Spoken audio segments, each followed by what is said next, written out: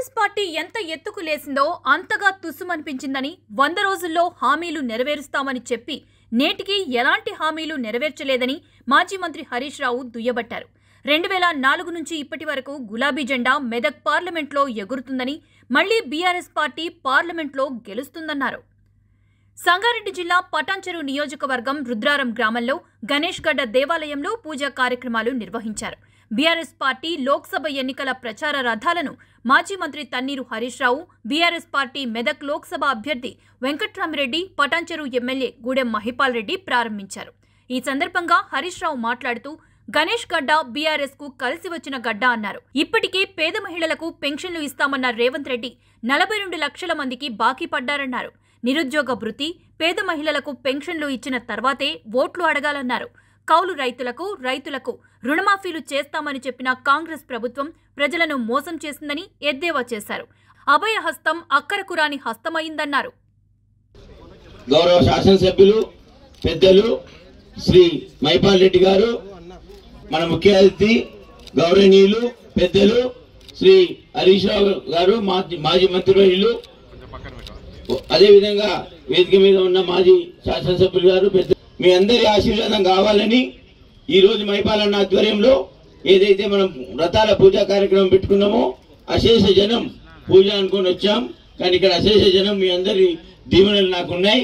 మీరందరూ కూడా ఒక మనస్ఫూర్తితో ఇవాళ పూజా కార్యక్రమం నిర్వహించుకున్న తర్వాత మన మహిపాలన్న గారి ఆధ్వర్యంలో హరీష్ అన్న గారి సూచనల మేరకి ఏదైతే కార్యక్రమాలు చేసుకుంటా ఉన్నామో అవన్నీ కూడా విజయవంతం చేయాలని చెప్పి ఈ ప్రదేశం ఏదైతే ఉందో మెదక్ పార్లమెంట్ నియోజకవర్గంలో 11 సంవత్సరాలు ఒక అధికారిగా పనిచేసిన అనుభవం ఉంది. మీ అందరిలో కలిసి, మీ అందరి పరిచయంతో కలిసి మీ దీవెనలు నాకు ఉండాలని చెప్పి, అదేవిధంగా ఎక్కడి నుంచి అయితే ఒక సీనియర్ ఐఏఎస్ అధికారిగా పనిచేశానో ఆ ప్రాంతం పూర్తిగా అవసరాలు తెలిసిన వ్యక్తిగా ఎంపీగా ఎన్నికైతే మీ అందరి సేవలో నన్ను ఉంచుకోవాలని చెప్పేస్తూ మీరందరి దీవెనలు నాకు ఉండాలని చెప్తూ ఈ అవకాశాన్ని ఇచ్చిన మీ అందరికి కూడా ప్రత్యేక ధన్యవాదాలు చెప్తా ఉన్నాను.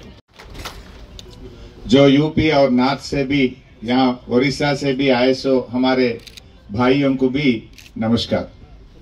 అయితే ఈరోజు ఈ గణేష్ గడ్డ అనేది మనకు బాగా అచ్చి వచ్చిన గడ్డ గణేష్ గడ్డ. ఎందుకంటే మహిపాల్ రెడ్డి గారు 3 సార్లు ఎమ్మెల్యేగా పోటీ చేస్తే 3 సార్లు నేను ఇక్కడికి వచ్చి పూజ చేసి జెండా ఊపిన 3 సార్లు మహిపాలన్న ఘన విజయం సాధించింది. అట్లనే ఇలా వెంకట్రామిరెడ్డి గారి వాహనాలకు కూడా గణేష్ గడ్డలో పూజ చేసి వాహనాలకు జెండా ఊపినం.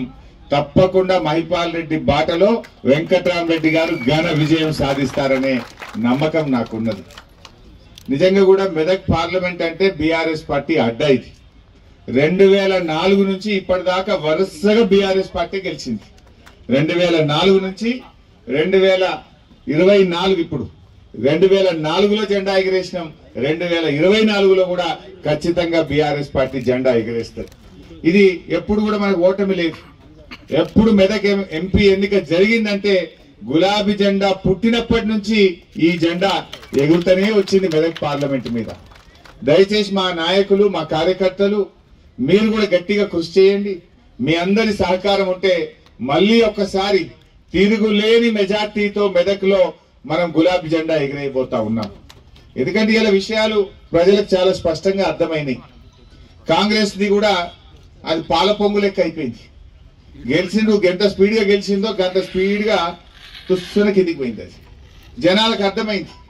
ఎన్నికల ముందు రేవంత్ రెడ్డి గారు నోటితో మాట్లాడిండు, గెలిచినాక ఏమాయ 100 రోజుల్లో హామీలు అంటే నొసటితో వెక్కిరిస్తా ఉన్నాడు.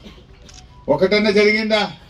బాండ్ పేపర్లు వంచిండు, నోటరీ డాక్యుమెంట్లు ఇచ్చిండ్రు, మొదటి అసెంబ్లీలోనే చట్టబద్ధత తెస్తామన్నారు, ఇది ఏఐసిసి మాట అన్నారు, ఇది రాహుల్ గాంధీ మాట అన్నారు, మాట తప్పమన్నారు.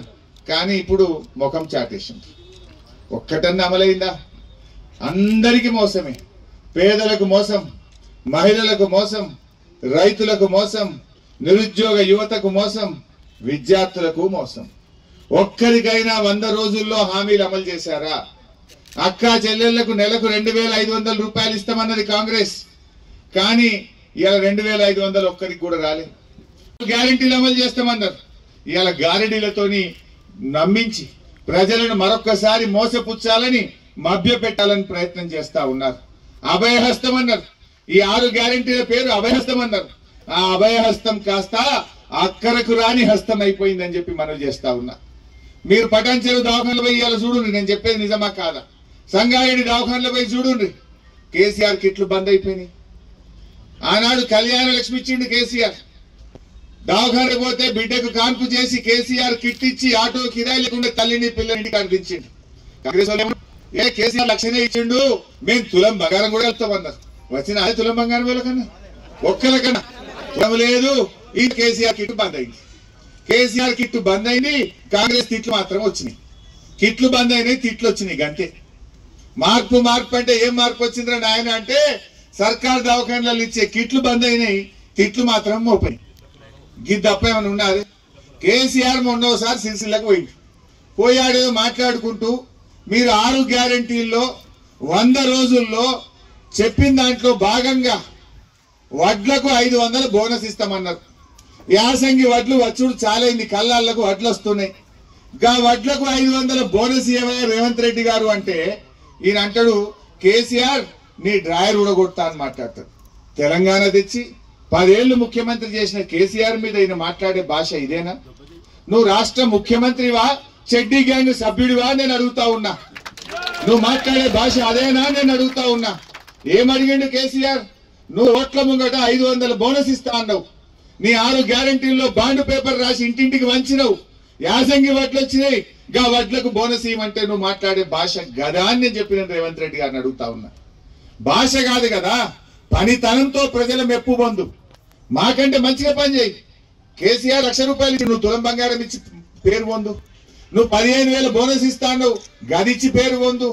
కేసీఆర్ ₹1,00,000 రుణమాఫీ చేసిండు, నువ్వు 2 లక్షలు చేస్తాను, గా పనిచేసి పేరు పొందు. ఈ తిట్లేంది నాకు అర్థం కాదు. మాకు తిట్టడాకనా ఏంది? భాష, సంస్కారం, పద్ధతి కొంత ఉండాల్సినటువంటి అవసరం ఎంతైనా ఉన్నది. ఇలా బాధ ఏంటంటే 100 రోజుల కాంగ్రెస్ పాలనలో 200 మంది రైతులు ఆత్మహత్య చేసుకున్నారు. ఇలా రైతులు ఆత్మహత్య తెచ్చుకునేటువంటి పరిస్థితి తీసుకొచ్చినావు. ఇలా నేను అడుగుతా ఉన్నా, కాంగ్రెస్ పార్టీకి ఓట్లేసింది నీ తిట్ల కోసమా? నీ తిట్లు వినడం కోసం ఓట్లేసినామా? ఏమన్నా నువ్వు కేసీఆర్ కంటే మంచిగా చేస్తా అని ఊరిచ్చినావు, మాయ మాటలు చెప్పినావు. గా పని చెయ్యి. గా పని చేయక నువ్వు కేసీఆర్ ను తిట్టి లీకులు రాయించి పేపర్లల్లా ఫేక్ వార్తలు పెట్టి సోషల్ మీడియాలన్నీ గట్లయిందట గిట్లయిందట అని ఫేక్ వార్తలు రాయించుకుంటూ ఇంకా ఎంతకాలం కాలం వెళ్ళదీస్తావు? ఇంకా ఎంతకాలం ప్రజల్ని మోసపుచ్చుతావు? ఎక్కువ కాలం జరగదు అని చెప్పి నేను మనం చేస్తా ఉన్నా. ఇప్పుడిప్పుడే ప్రజలకు అన్ని విషయాలు కూడా అర్థమైతా ఉన్నాయి. నువ్వు మార్పు అన్నావు, మార్పు లేదు, అంతా మాయ చేస్తున్నది ఈ కాంగ్రెస్ పార్టీ. మాయ చేస్తున్న ఈ కాంగ్రెస్ కు ఈ పార్లమెంట్ ఎన్నికల్లో గుణపాఠం తప్పదు అని చెప్పి నేను మనం చేస్తా ఉన్నా.